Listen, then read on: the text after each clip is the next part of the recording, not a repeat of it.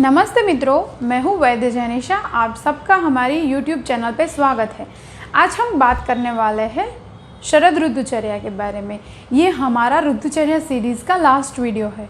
आगे हमने देखा कि आयुर्वेद में 6 ऋतुएं बताई गई है। इसमें सबसे पहले हमने देखा हेमंत और शिशिर ऋतुचर्या यानी सर्दी के मौसम के बारे में। इसके बाद आती है वसंत ऋतु, मार्च का महीना। वसंत के बाद आती है ग्रीष्म ऋतु यानी गर्मी का मौसम, और गर्मी के बाद आती है वर्षा ऋतु यानी बारिश का मौसम। बारिश के बाद फिर से एक बार जो गर्मी का मौसम आता है, इसे हम बोलते हैं शरद ऋतु।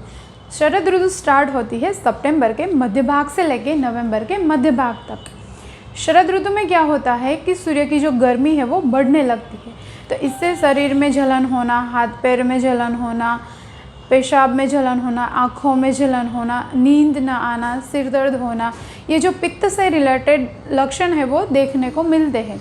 आयुर्वेद में शरद ऋतु के बारे में बताया गया है कि जो शरद ऋतु है उसे रोगों की माता बोला है, यानी जैसे सीज़न चेंज होती है कि तो रोग होने की संभावना बढ़ जाती है। पर सबसे ज़्यादा जो रोग है वो शरद ऋतु में देखने को मिलते हैं, तो इसलिए उसे रोगों की माता बताया गया है। वर्षा ऋतु में क्या होता था कि बारिश की वजह से जो मौसम है वो ठंडा रहता था। शरद ऋतु में क्या हुआ कि सूर्य की जो गर्मी है वो बढ़ने लगी। और हेमंत ऋतु में क्या होता है कि सर्दी रहती है। तो ये दो जो ठंडी सीज़न है उसके बीच जो गर्मी का मौसम आता है उसे हम बोलते हैं शरद ऋतु। आगे हमने देखा कि वर्षा ऋतु में बारिश की वजह से और बादल के ढके रहने की वजह से शरीर में जो वात है उसका प्रकोप होता है और जो पित्त है वो संचय होता है।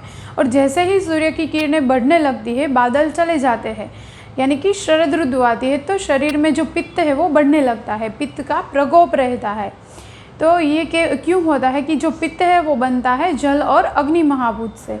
तो बारिश का जो जलीय अंश है और सूर्य की जो किरणें हैं, तो उससे शरीर में पित्त का प्रकोप होने लगता है। तो इस सीज़न में अम्ल पित्त है, हेयर फॉल है या स्किन डिजीज़ है, ये सब ज़्यादा देखने को मिलता है, क्योंकि जो पित्त है वो रक्त धातु को भी दूषित करता है। तो शरद ऋतु में जो पित्त है वो बढ़ता है, तो बढ़ा हुआ जो पित्त है वो रक्त धातु को भी दूषित करता है, रक्त को भी बिगाड़ता है। तो इस सीज़न में स्किन डिजीज़ भी ज़्यादा देखने को मिलता है, क्योंकि रक्त और पित्त का डायरेक्ट संबंध है। तो जो पित्त बढ़ता है वो रक्त को भी दूषित करता है।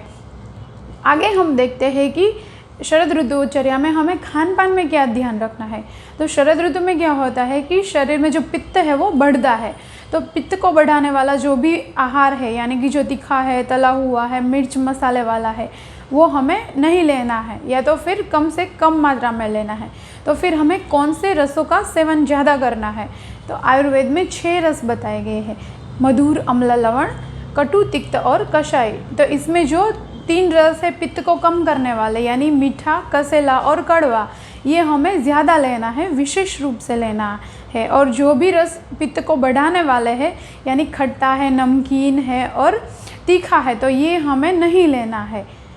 इसके अलावा शरद ऋतु में विशेष करके घी का प्रयोग करने के बारे में बताया, क्योंकि जो घी है वो पित्त शामक है, पित्त का शमन करता है। और इस सीज़न में विशेष करके तिक्त रस का, यानी कि कड़वे रस का प्रयोग करने के बारे में बताया गया है। तो इस सीज़न में सब्जियों में जैसे करेला है, परवल है, वो आप ले सकते हो। इसके अलावा सब्जियों में आप दूधी है, तोरई है, गिलका है, ये सब ले सकते हो। और धान्य में जैसे पुराने गेहूं की रोटी है, चावल है, ज्वार है, रागी है, ये सब आप ले सकते हो। और जो काली मिर्च है उसका इस सीज़न में कम से कम मात्रा में प्रयोग करना है। आगे हम देखते हैं कि हमें खाने में क्या ध्यान रखना है, क्या नहीं खाना है। तो इस सीज़न में हमें दही का सेवन नहीं करना है, क्योंकि जो दही है वो स्वभाव से गर्म है, उष्ण है। दही की जो तासीर है वो गर्म स्वभाव की है। तो इस सीज़न में हमें दही नहीं खाना है। जो दूध है, मक्खन है, घी है, इसका हमें सेवन करना है, वो विशेष रूप से लेना है, क्योंकि ये सब चीज़ें हैं वो पित्त शामक है, पित्त का शमन करती है। इसके अलावा हमें भरपेट नहीं खाना है, दिन में सोना नहीं है, ज़्यादा देर तक धूप में नहीं रहना है। और हमें क्या विशेष रूप से लेना है, तो आंवले का मुरब्बा है, आंवले का शरबत है, आंवले का मुखवास है, या फिर पेठे है, मुनक्का है, ये सब हमें ज़्यादा लेना है। इसके अलावा हमें पंचकर्म कौन सा करवाना है, तो इस सीज़न में विशेष करके हमें रक्तमोक्षण और विरेचन पंचकर्म करवाना है। तो रक्तमोक्षण में क्या किया जाता है कि जो बिगड़ा हुआ खून है उसे शरीर से बाहर निकाला जाता है।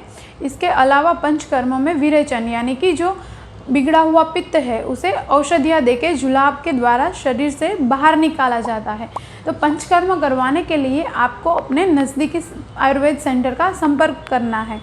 तो इस तरह आप शरद ऋतुचर्या का पालन करें और पित्त के रोगों से बचें। Stay healthy and happy with Ayurveda. Thank you.